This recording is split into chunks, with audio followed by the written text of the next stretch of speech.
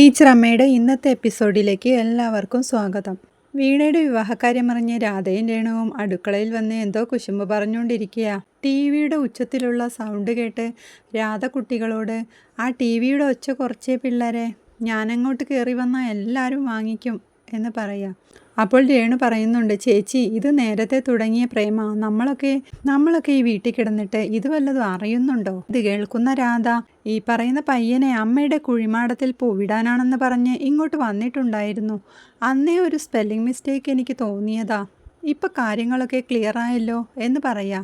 എന്നാലും ചേച്ചി ഇത് അമ്മയും അറിഞ്ഞുകൊണ്ടുള്ളതായിരുന്നു എന്നുള്ളതാ ഏറ്റവും വലിയ അതിശയം എന്ന് രേണു പറയുമ്പോൾ, പ്രേമിച്ചതാവുമ്പോൾ സ്ത്രീധന പ്രശ്നമില്ലല്ലോ, അതായിരിക്കും അമ്മ മിണ്ടാതിരുന്നതെന്ന് രാധ പറയാം. ഇപ്പം ചോദിച്ചപ്പോൾ മൂപ്പിലാൻ്റെ ഭാവം മാറിയത് കണ്ടില്ലേ? ചുമ്മാതല്ല പന്നി കുത്തി തള്ളിയത്, അതിന് പോലും സഹിക്കാഞ്ഞിട്ടാന്ന് രേണു പറഞ്ഞ് അവർ ചിരിക്കുക. ദേ ചേച്ചി, ഇനി അങ്ങേരെ എന്തേലും എൻ്റെ അടുത്ത് വന്ന് പറഞ്ഞാൽ ഞാൻ നല്ലത് വെച്ച് കൊടുക്കും എന്ന് രേണു. പിന്നെ ഞാൻ ആ വിയെക്കുറിച്ച് തിരക്കി എന്ന് രാധ പറയുമ്പോൾ, എന്തുവാ ഈ വിയോ എന്ന് രേണു ചോദിക്കുക. വില്ലേജ് എക്സ്റ്റൻഷൻ ഓഫീസർ, ഒരു മണഗുണാഞ്ചൻ ചെറുക്കനാന്നാ മൊത്തത്തിലുള്ള അഭിപ്രായം. അതങ്ങനല്ലേ, ചേരേണ്ടതല്ലേ ചേരൂ. ഇതിപ്പോൾ നാട്ടിലെ ടീച്ചർമാർക്കറിയാവുന്ന വീട്ടുകാര്യം വീട്ടുകാർക്കറിയില്ല എന്ന് രേണു പറയുമ്പോഴാണ് മഹേഷ് ആരും കാണാതെ ഫോൺ വിളിക്കാൻ നോക്കി പുറംതിരിഞ്ഞ് അടുക്കളയിലേക്ക് വരുന്നത്. ഇവരെ കണ്ട് ഞെട്ടുക മഹേഷ്. അയ്യോ, എന്താ ഒരു ഗൂഢാലോചന എന്ന് ചോദിക്കുക. അത് നിനക്കെന്തോ കള്ളത്തരം ഉണ്ടായിട്ട് തോന്നുന്നതാന്ന് രാധ പറയും. എന്ത് കള്ളത്തരം? നിങ്ങളല്ലേ പാത്തിരുന്ന് ആരുടെയോ നുണ പറഞ്ഞത് എന്ന് മഹേഷ് പറയുമ്പോൾ, പോടാ ചെറുക്ക എന്ന് രാധ പറയാ. നിങ്ങളിപ്പോൾ ആരെയോ പാത്ത് ഫോൺ ചെയ്യാൻ വന്നതല്ലേ, ഞാൻ പിടിച്ചോളാം എന്നു രേണു. നീ ഇനിയും എന്നെ ഇങ്ങനെ സംശയിക്കല്ലേ, നിനക്ക് പാപം കിട്ടും എന്ന് മഹേഷ് പറയുമ്പോൾ, ഫോൺ ചെയ്യാനല്ലെങ്കിൽ പിന്നെ നീ എന്തിനാടാ പാത്തും പതിങ്ങിയും ഇങ്ങോട്ട് വന്നേ എന്ന് രാധ ചോദിക്കുക. വിശന്നിട്ട് ഒന്നും നോക്കിയിട്ട് കണ്ടില്ല എന്ന് പറഞ്ഞ് രേണുവിൻ്റെ കയ്യിലെ പലഹാരം തട്ടിപ്പറിക്കാൻ നോക്കുക. കൊച്ചുങ്ങൾ കഴിച്ചപ്പോൾ ഞാൻ നിങ്ങളെ വിളിച്ചതല്ലേ, ഞാനപ്പോൾ കേട്ടില്ല. സദാസമയവും മുനിമാരെ പോലെ ഇങ്ങനെ കുത്തിക്കൊണ്ടിരിക്കല്ലേ എന്ന് രേണു പറയുമ്പോൾ, നിങ്ങളിപ്പോൾ സെറ്റായല്ലേ, നടക്കട്ടെ എന്ന് മഹേഷ് പറയാ. രാധ രേണുവിനെ ചേർത്ത് പിടിച്ച്, എന്താടാ നിനക്കിഷ്ടായില്ലേ? അയ്യോ ഇഷ്ടായി, ഒരുപാട് ഇഷ്ടായി. നിങ്ങൾ എനിക്ക് മനസ്സിലായി. ശത്രുവിൻ്റെ ശത്രു മിത്രം. നടക്കട്ടെ, കാര്യം നടക്കട്ടെ. അതിന് എൻ്റെ കാലിൻ്റെ അടിയിൽ കതിന കൊണ്ടിട്ട് പൊട്ടിക്കേണ്ട കേട്ടോ എന്ന് പറഞ്ഞ് അവൻ പോകുമ്പോൾ ഞാൻ എടുത്തോളാന്ന് രേണു പറയാ. ചേച്ചി ഫോൺ ചെയ്യാൻ വന്നയാ കള്ളൻ. പിന്നീട് കാണിക്കുന്നത് സന്തോഷിൻ്റെ വീടാ. ഡൈനിങ് ഹാളിൽ സന്തോഷിൻ്റെ അച്ഛനും അമ്മയും ചേട്ടത്തിയും കൂടി ടി വി കണ്ടുകൊണ്ടിരിക്കുമ്പോൾ കോളിംഗ് ബെൽ അടി കേൾക്കുക.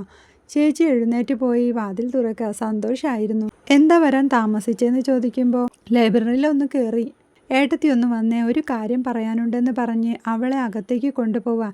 അതെ, വീണ സ്കൂളിൽ ജോയിൻ ചെയ്തു. ആണോ? എന്നിട്ട് എന്ന് ചോദിക്കുമ്പോൾ, നമ്മുടെ കണ്ണേറ്റിങ്കര സ്കൂളിൽ തന്നെ കിട്ടി.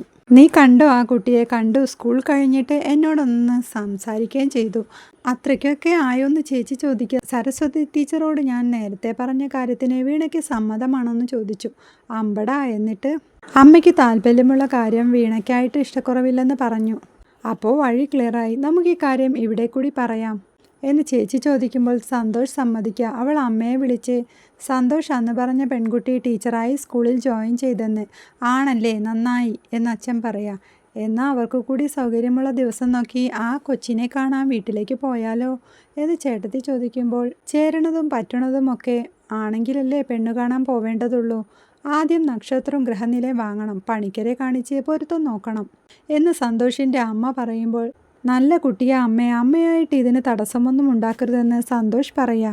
അതിന് നല്ലതല്ലാത്ത ഒന്നും പറഞ്ഞില്ലല്ലോ. കല്യാണ പൊരുത്തം നോക്കുന്നത് നാട്ടുനടപ്പല്ലേ. പൊരുത്തമില്ലെങ്കിൽ അപ്പോൾ എന്തു ചെയ്യും? പൊരുത്തമില്ലെങ്കിൽ പൊരുത്തമുള്ളത് നോക്കണം. അതൊന്നും പറ്റില്ല, എനിക്ക് വീണയെ തന്നെ കെട്ടണം എന്ന് സന്തോഷ് പറയാ. എടാ, മണിയുടെ സമാധാനത്തിന് അവൾ നോക്കട്ടെന്ന്, നീ പേടിക്കൊന്നും വേണ്ട, നിനക്ക് ഇത്രയും ഇഷ്ടമുള്ളത് ചേർച്ചയുണ്ടാവുമെന്ന് അച്ഛൻ പറയാ. അപ്പോൾ സന്തോഷ് ഏടത്തിയോട്, ഏടത്തി ചേരില്ലെന്ന് പറഞ്ഞാൽ എന്തു ചെയ്യും? കേതു വന്നു ശനിയെ വളഞ്ഞു, അതുകൊണ്ട് നടക്കാൻ പാടില്ലെന്നൊക്കെ പറഞ്ഞാൽ പിന്നെ എന്തു ചെയ്യും? ഒന്ന് സമാധാനപ്പെടടാ, നമുക്ക് നോക്കാം. ഏതായാലും നീ അവരെ കയ്യിൽ നിന്ന് ഗ്രഹനില വാങ്ങിക്കേ, എനിക്കൊരൊന്ന് ഒത്തു നോക്കിയിട്ട് മതി ബാക്കിയുള്ളതൊക്കെ എന്ന് പറയുമ്പോൾ സന്തോഷ് അവിടെ നിന്ന് പോവുക. മേരിക്കുട്ടി ടീച്ചറും ജോണും അവിടെ സോഫയിൽ ടി വി കണ്ടുകൊണ്ടിരിക്കുമ്പോഴാണ് മേരിക്കുട്ടി ടീച്ചറുടെ ഫോൺ റിങ് ചെയ്യുന്നത്. സന്തോഷമായിരുന്നു. വീണയ്ക്ക് ജോലിയായ കാര്യം ഞാൻ വീട്ടിൽ പറഞ്ഞു. വീണയോട് സംസാരിച്ചപ്പോഴും അമ്മയുടെ ഇഷ്ടം പോലെ നടക്കട്ടെ, പ്രശ്നമൊന്നുമില്ലെന്ന് വീണ പറഞ്ഞു. അപ്പോൾ സന്തോഷ് ഹാപ്പി ആയില്ലേ എന്ന് മേരിക്കുട്ടി ടീച്ചർ ചോദിക്കുമ്പോൾ, ഒരു പ്രശ്നമുണ്ട് ടീച്ചറെ. അമ്മ ഇപ്പോൾ ഗ്രഹനില വെച്ച് പൊരുത്തം നോക്കണമെന്ന് പറയുന്നുണ്ട് എന്ന് പറയുമ്പോൾ, സന്തോഷിന് വീണയെ ഇഷ്ടമായോണ്ടല്ലേ ആലോചിച്ചത്, പിന്നെന്തിനാ ഈ പൊരുത്തവും മറ്റും നോക്കുന്നത് എന്ന് ടീച്ചർ ചോദിക്കുമ്പോൾ, അമ്മയ്ക്ക് ഇക്കാര്യങ്ങളിലൊക്കെ വലിയ വിശ്വാസമാണ്. സന്തോഷിന് ഇക്കാര്യത്തിൽ ഒരു നിലപാട് വേണ്ടേ? അതുണ്ട് ടീച്ചറെ എന്ന് സന്തോഷ് പറയുമ്പോൾ, ഇതാണോ നിലപാട്? ഇപ്പൊ പൊരുത്തമില്ലെന്ന് ജോത്സ്യൻ പറഞ്ഞാൽ എന്തു ചെയ്യും? ഒരു സാഹചര്യത്തിലും എനിക്ക് വീണയെ വിവാഹം ചെയ്യണമെന്ന് തന്നെ. അപ്പൊ പിന്നെ എന്തിനാ ഈ ഗ്രഹനിലയൊക്കെ വാങ്ങിയൊരു പ്രഹസനം? നോക്കിയില്ലെങ്കിൽ അമ്മയ്ക്ക് അത് വിഷമാകും. ജസ്റ്റ് ഒരു ചടങ്ങിന് പൊരുത്തം നോക്കാൻ വീണയുടെ ഗ്രഹനില ടീച്ചർ വാങ്ങിത്തരണം. എനിക്കത് വീണയോട് പറയാനാവില്ല, അതുകൊണ്ടാ പ്ലീസ് ടീച്ചറെ എന്ന് സന്തോഷ് പറയുമ്പോൾ, ഞാൻ വാങ്ങിത്തരാം. പക്ഷെ കാര്യങ്ങൾ പലരുടെയും തീരുമാനത്തിന് വിട്ടുകൊടുക്കുന്നത് അത്ര നല്ലതല്ല. സന്തോഷിനൊരു നിലപാട് വേണം. അതുണ്ട് ടീച്ചറെ എന്ന് പറയുമ്പോൾ, എനിക്കത്ര ബോധ്യം വരുന്നില്ല എന്ന് പറഞ്ഞ് മേരിക്കുട്ടി ടീച്ചർ ഫോൺ വെക്കുക. എന്താന്ന് ജോൺ ചോദിക്കുമ്പോൾ, സന്തോഷിന്റെയും വീണയുടെയും കാര്യം ഒരു കര പിടിച്ച് വരുമ്പോഴാ അടുത്ത ഗുലുമാല്. അപ്പോൾ ജോത്സ്യനെ കണ്ടിട്ട് പൊരുത്തം നോക്കണല്ലേ?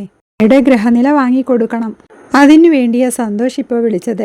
അവൻ്റെ അന്മയെ പേടിച്ചൊടുവിൽ പിന്മാറുമോ എന്തോ മേരിക്കുട്ടി ടീച്ചർ പറയുമ്പോൾ, ജോൺ എഴുന്നേറ്റ് ടിവിയുടെ മുമ്പിൽ ചെന്ന് നിന്ന്, അങ്ങനെ വന്നു കഴിഞ്ഞാൽ അമ്മ പേടിക്കണ്ട. അമ്മ പേടിക്കണ്ട. ഈ ഗ്രഹനിലയും പൊരുത്തവും ഒന്നും പ്രശ്നമില്ലാത്ത മനുഷ്യരും ഇവിടെ ജീവിച്ചിരിപ്പുണ്ട്. ജാതിയോ മതമോ പ്രശ്നമൊന്നുമില്ലാത്ത, അമ്മയെ പേടിയില്ലാത്ത പയ്യന്മാരും ഈ പഞ്ചായത്തിലുണ്ടെന്നേ. അതാരാ എന്ന് മേരിക്കുട്ടി ടീച്ചർ ചോദിക്കുമ്പോൾ, താനെന്ന് ജോൺ പറയാ. പിന്നീട് സന്തോഷിൻ്റെ അമ്മയും ചേച്ചിയും പണിക്കരുടെ അടുത്ത് പൊരുത്തം നോക്കുന്നതാണ് കാണിക്കുന്നത്.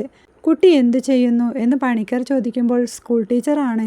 എങ്ങനെയാണ് അവരുടെ ചുറ്റുപാടുകളെന്ന് അയാൾ ചോദിക്കുമ്പോൾ, അമ്മ ടീച്ചറായിരുന്നു. പണിക്കർക്ക് ചിലപ്പോൾ പറഞ്ഞാൽ അറിയും, നമ്മുടെ സരസ്വതി ടീച്ചറുടെ ഇളയ മകൾ വീണ. ടീച്ചറെ അറിയും, പക്ഷേ ടീച്ചർക്ക് നല്ലൊരു ദാമ്പത്യ ജീവിതം കിട്ടിയില്ലല്ലോ. ചിലർക്ക് ജാതകവശാൽ തന്നെ അങ്ങനെയും ഉണ്ടാവും. ഇവരുടേത് എങ്ങനെയാ പണിക്കരെ എന്ന് സന്തോഷിൻ്റെ അമ്മ ചോദിക്കുമ്പോൾ, അത് നിങ്ങളുടെ താല്പര്യമാണ്, അതായത് കുടുംബക്കാരുടെ താല്പര്യവും വരവിൻ്റെയും വധുവിൻ്റെയും താല്പര്യവും പരിഗണിക്കണം. വലിയ ദോഷങ്ങളില്ല, വേണമെങ്കിൽ ചേർക്കാം. 10ൽ 5.5 പൊരുത്തമുണ്ട്. ഇവർ വിവാഹം കഴിക്കാൻ പ്രശ്നമുണ്ടാവുമോ പണിക്കരെ എന്ന് ചോദിക്കുമ്പോൾ, വലിയ ഗുണദോഷങ്ങളൊന്നുമില്ലാതെ അങ്ങനെ പോവും. 10ൽ 5.5 എന്ന് പറയുമ്പോൾ അതൊരു കുറവല്ലേ പണിക്കരെ എന്ന് അമ്മ ചോദിക്കുമ്പോൾ, സ്കൂളിൽ കിട്ടുന്ന മാർക്ക് പോലൊന്നും ഗണിക്കണ്ട. ദമ്പതികൾ തമ്മിലുള്ള മനസ്സിൻ്റെ ഐക്യമാണ് വലിയ കാര്യം. ഞാനിത് ചേർക്കണ്ടെന്ന് പറയില്ല എന്ന് പണിക്കർ പറയുമ്പോൾ, എൻ്റെ അടുത്ത് ഒരാൾ പറഞ്ഞു, പെണ്ണിൻ്റേത് ദേവഗണവും ചെക്കൻ്റേത് മനുഷ്യഗണവുമാണേ, പെണ്ണ് ഭരിക്കുമെന്നൊക്കെ എന്ന് സന്തോഷിൻ്റെ അമ്മ പറയുമ്പോൾ, എന്താ പെണ്ണിന് കുഴപ്പം? പെണ്ണ് ഭരിക്കുന്നത് നല്ലതല്ലേ? ഇനി ആണ് തന്നെ ഭരിക്കണമെന്നാണോ നിങ്ങൾ പറയുന്നത്? ഒരു പ്രശ്നമൊന്നുമില്ല, പേടിക്കാനുമില്ല. കുടുംബങ്ങൾ തമ്മിലും വ്യക്തികൾ തമ്മിലും ചേരുമെങ്കിൽ ചേർക്കാം. പെൺകുട്ടിക്ക് ഇപ്പോൾ കുറച്ച് അലട്ടലിൻ്റെ കാലമാ, തെളിഞ്ഞു വരും. നല്ല യോഗമുള്ള നക്ഷത്രമാ എന്ന് പണിക്കർ പറയുമ്പോൾ, അവർ ദക്ഷിണ കൊടുത്തു പോവുക. പിന്നീട് കാണിക്കുന്നത് സന്തോഷ് അവർ വരുന്നത് നോക്കി സിറ്റ് ഔട്ടിൽ ഇരിക്കുന്നതാ. അച്ഛനും അവിടെ തന്നെയുണ്ട്. അമ്മയെ ഏട്ടത്തിയും വരുന്നത് കണ്ട് സന്തോഷ് വെപ്രാളത്തോടെ എണീറ്റ് പണിക്കരെന്തു പറഞ്ഞെന്ന് ചോദിക്കുക. പണിക്കര് അങ്ങും ഇങ്ങും തൊടാതെയാ പറഞ്ഞത്, കുടുംബത്തിനും ബന്ധുക്കൾക്കും തൃപ്തിയാണെങ്കിൽ മാത്രം നടത്തിയാൽ മതി, അതുപോരെ എന്ന് സന്തോഷ് പറയുമ്പോൾ, അമ്മയ്ക്ക് നിനക്ക് 10ൽ 10 9 ഒക്കെ പൊരുത്തം വേണമെന്നാണ് പറയുന്നത്. പക്ഷേ റിസൾട്ട് 5.5 ആയിപ്പോയി. ഡിസ്റ്റിങ്ഷൻ പ്രതീക്ഷിച്ച് 2nd ക്ലാസ് കിട്ടിയ വിഷമ അമ്മയ്ക്കെന്ന് ചേച്ചി പറയാ. പാസ്സായല്ലോ, എനിക്കത് മതിയെന്ന് സന്തോഷ്. ഗണപ്പൊരുത്തമില്ലെന്ന് അമ്മയോട് ആരോ പറഞ്ഞു. വീണ ദേവഗണവും നീ മനുഷ്യഗണവും. ദൈവത്തോട് എന്ത് ചോദിച്ചാലും മനുഷ്യന് തരുമെന്നല്ലേ, പിന്നെന്താ അമ്മേ പ്രശ്നമെന്ന് സന്തോഷ്. നിങ്ങൾ പറയും പോലെ കളിയല്ല. പെണ്ണ് ദേവഗണവും ആണ് മനുഷ്യഗണവുമാണെങ്കിലേ പെണ്ണ് ഭരിക്കും എന്ന് അമ്മ പറയാ. അമ്മേ, വീണയുടെ സ്വഭാവം അങ്ങനൊന്നുമില്ല, അമ്മയ്ക്ക് അറിയാഞ്ഞിട്ടാ, ആളൊരു പാവാന്ന് സന്തോഷ്. എല്ലാ പെണ്ണും സ്വന്തം വീട്ടിൽ പാവം തന്നെടാ, ചെറുക്കൻ്റെ വീട്ടിലെത്തുമ്പോഴാ പ്രശ്നം. പറഞ്ഞത് സത്യ, അനുഭവം കൊണ്ട് പറയുക, അത് സത്യാന്ന് അച്ഛൻ. നിനക്കൊരു കാര്യം അറിയോ സന്തോഷേ, ഞാനും ഇവളും ദേവഗണവും അസുരഗണവുമാ, എന്നിട്ടും ഞങ്ങൾ ചേർന്നു പോകുന്നില്ലേ, ചത്തതിനൊക്കുമേ എന്ന് പറഞ്ഞ് അച്ഛൻ ചാരുകസേരയിലേക്ക് കിടക്കുക. അമ്മ ഇവിടുന്ന് ദേഷ്യത്തോടെ എണീറ്റ് അകത്തേക്ക് പോവുക. അപ്പോൾ ചേച്ചി അവനോട്, വലിയ ദോഷമൊന്നുമില്ലെന്നാ പണിക്കര് പറഞ്ഞത്, ഗുണവും ദോഷവും ഒന്നും ഇല്ലാതെ അങ്ങനങ്ങ് പോകുന്ന ഏട്ടത്തി പറയുമ്പോൾ അത് മതിയെന്ന് സന്തോഷ് പറയുക. പിന്നീട് കാണിക്കുന്നത് ടീച്ചറമ്മയുടെ വീട്ടിൽ മഹേഷും വല്യമാമയും വീണയും ഇരിക്കുമ്പോൾ രാധ അങ്ങോട്ട് വന്ന്, മഹേഷേ, ആ ഇൻഷുറൻസ് തുക നിനക്ക് കിട്ടിയായിരുന്നോ എന്ന് ചോദിക്കുക. ഇല്ലെന്ന് മഹേഷ് പറയുമ്പോൾ, ഞാൻ ശങ്കരേട്ടനെ വിളിച്ചപ്പോൾ പറഞ്ഞായിരുന്നല്ലോ തുക ക്രെഡിറ്റായി എന്ന്. അപ്പോൾ മഹേഷ് ക്രെഡിറ്റായി ഞാനത് പറയാൻ മറന്നുപോയി. അതെങ്ങനെയാടാ പറയാൻ മറക്കുന്നേ? അത് അമ്മയുടെ ഇൻഷുറൻസ് തുകയല്ലേ, എല്ലാവർക്കും അതിൽ തുല്യ അവകാശമുണ്ട്. അത് നിന്റെ ഇഷ്ടത്തിന് കളിക്കാനുള്ളതല്ല എന്ന് രാധ പറയുക. എല്ലാവർക്കും തുല്യ അവകാശമൊന്നുമില്ല, വീണയാണ് അതിൻ്റെ ബെനിഫിഷ്യറി എന്ന് മഹേഷ്. അത് വീണയ്ക്കുള്ളതാണെങ്കിൽ അതെങ്ങനെയാടാ നിനക്ക് കിട്ടിയതെന്ന് രാധ വീണ്ടും ചോദിക്കുക. അത് ഞാൻ വീണയുടെ കൺസെൻറ്റ് വാങ്ങിയിരുന്നു. ഇവിടെ എന്തൊക്കെയാ നടക്കുന്നത്, ഞാൻ അറിഞ്ഞില്ലല്ലോ എന്ന് രാധ പറയുമ്പോൾ, അതൊന്ന് വല്യമ്മ പറഞ്ഞിട്ട് ചെയ്തതാ, ഇതിവിടെ എല്ലാവരും അറിഞ്ഞ കാര്യമെന്ന് മഹേഷ്. എല്ലാവരിലും എന്താ, ഞാൻ പെടില്ലേ? ചേച്ചി ചിലപ്പം മറന്നുപോയതായിരിക്കും. ഇൻഷുറൻസ് തുക കടയുടെ റിനോവേഷന് വേണ്ടി ഞാൻ വീണയോട് ചോദിച്ചിരുന്നു. അവളുടെ കൺസെൻറ്റോട് കൂടിയാണ് എൻ്റെ അക്കൗണ്ടിലേക്ക് പൈസ വന്നത്. ഇത് കേട്ട് വീണയുടെ അടുത്ത് വന്ന്, ഇവന് കാശ് കിട്ടിയത് നീ അറിഞ്ഞോ വീണയെന്ന് രാധ ചോദിക്കുക. രേണുവും അപ്പോഴങ്ങോട്ട് വരുന്നുണ്ട്. ഞാൻ അറിഞ്ഞിട്ടില്ലെന്ന് വീണ പറയുമ്പോൾ, അതെന്താ മഹേഷേ കാശ് കിട്ടിയത് നീ പറയാതിരുന്നെന്ന് വല്യമാമ ചോദിക്കുമ്പോൾ, ബേക്കറിയുടെ റിനോവേഷൻ്റെ തിരക്കിലെ ഞാൻ അത് വിട്ടുപോയതാ വല്യമാമേ. അത് ശരിയാവില്ലല്ലോ മാഷേ, ഈ തുകയുടെ കാര്യത്തിൽ ഒരു വ്യക്തത വേണം. അത് കുഞ്ഞിക്കൂടി അവകാശപ്പെട്ടതാ. അമ്മയും അച്ഛനും മരണപ്പെട്ടാലേ അതെല്ലാ മക്കൾക്കും കൂടി അവകാശപ്പെട്ടതാ, അല്ലാതെ ഒരാൾക്ക് മാത്രം കൊണ്ടുപോയി അനുഭവിക്കാൻ പറ്റില്ല.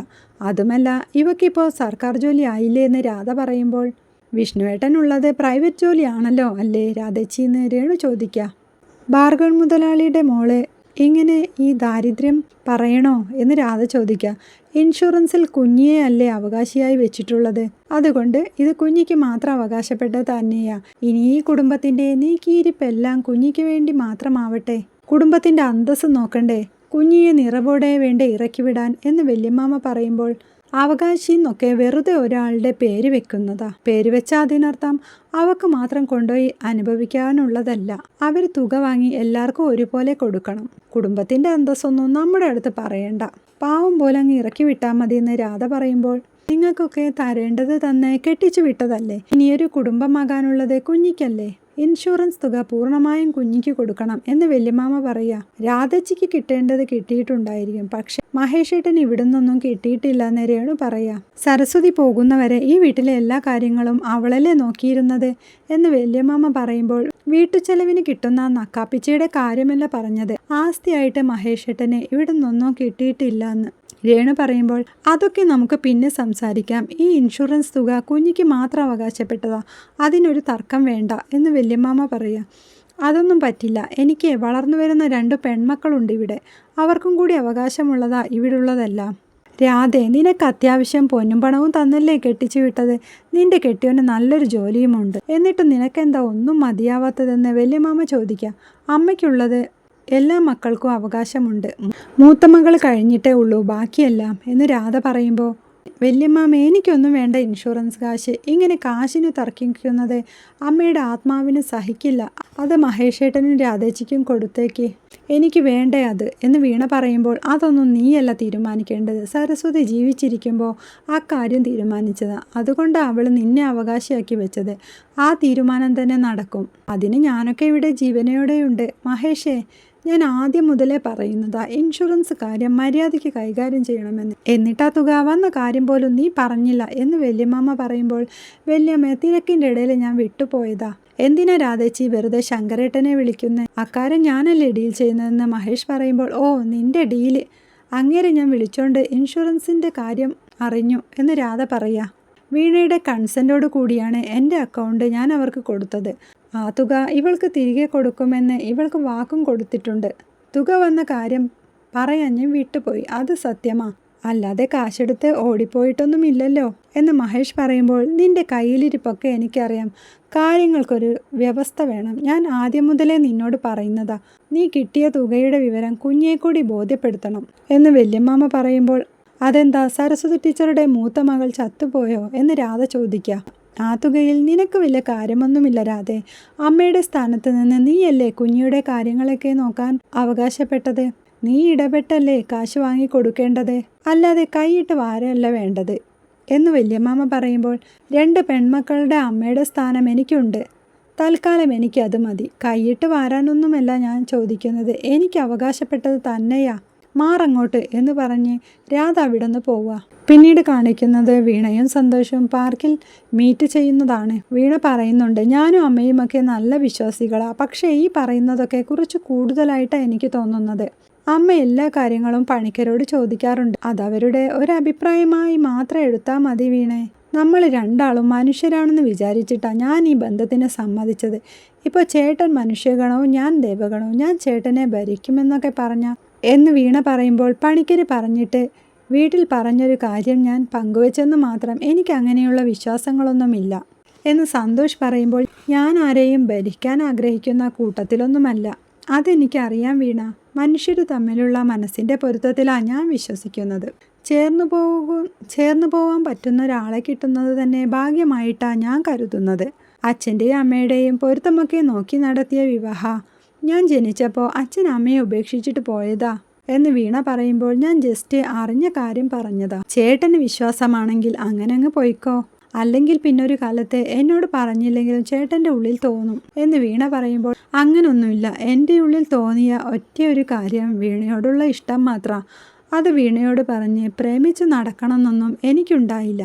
ആ ഇഷ്ടം എൻ്റെ സ്വകാര്യതയായിരുന്നു. അതാ ലൈബ്രറിക്കരികിൽ വീണയെ നോക്കി നിന്നത്. വീണയെ കണ്ടില്ലെങ്കിൽ വല്ലാത്തൊരു പിടപ്പായിരുന്നു അന്നൊക്കെ എന്ന് സന്തോഷ് പറയുമ്പോൾ, അല്ല ഇപ്പോൾ ഇല്ലേ എന്ന് വീണ ചോദിക്കുക. ഇപ്പോൾ കുറച്ച് കൂടി. വീണ ഒപ്പം തന്നെ ഉണ്ടാവണമെന്നത് ഒരു വെളിപാട് പോലെ ആയിരുന്നു. എനിക്ക് തന്നെ നിയന്ത്രിക്കാനാവാത്തത്. സരസ്വതി ടീച്ചറോട് ഞാൻ എങ്ങനെ ഇക്കാര്യം പറഞ്ഞു എന്ന് പിന്നീട് ആലോചിച്ചിട്ട് എനിക്ക് തന്നെ അത്ഭുതം തോന്നി. വീണയോടുള്ള ഇഷ്ടം തന്ന ധൈര്യമായിരുന്നു അത് എന്ന് സന്തോഷ് പറയുമ്പോൾ, ഒരാൾ നമ്മളെ ഇത്രമാത്രം സ്നേഹിക്കുന്നു എന്ന് കേൾക്കുന്നത് തന്നെ വലിയ സന്തോഷം. ഇതൊക്കെ കഥകളിൽ മാത്രമേ ഞാൻ വായിച്ചിട്ടുള്ളൂ. ഇങ്ങനൊരു മനുഷ്യനെ ജീവിതത്തിൽ നേരിട്ട് കാണാൻ സാധിച്ചതിൽ സന്തോഷം. അയ്യോ വൈകി, ഞാൻ എന്നാ പൊയ്ക്കോട്ടെ എന്ന് വീണ പറയുമ്പോൾ, ചായ കുടിച്ചിട്ട് പിരിയാ. ചായയും ഐസ്ക്രീമും ഒക്കെ പിന്നെയും ആവാലോ എന്ന് പറഞ്ഞ് പോവാൻ തുടങ്ങുമ്പോൾ, വീണ എങ്ങനെയാ പോകുന്നേ? സ്കൂട്ടർ എടുത്തില്ല, ഓട്ടോയിൽ പോവാന്ന് കരുതി. എന്നാ വാന്ന് പറഞ്ഞ് രണ്ടുപേരും കൂടി റോഡിൽ വന്ന് നിൽക്കുന്നിടത്താണ് ഇന്നത്തെ എപ്പിസോഡ് അവസാനിക്കുന്നത്. വീഡിയോ ഇഷ്ടമായാൽ സപ്പോർട്ട് ചെയ്ത് സബ്സ്ക്രൈബ് ചെയ്യണേ.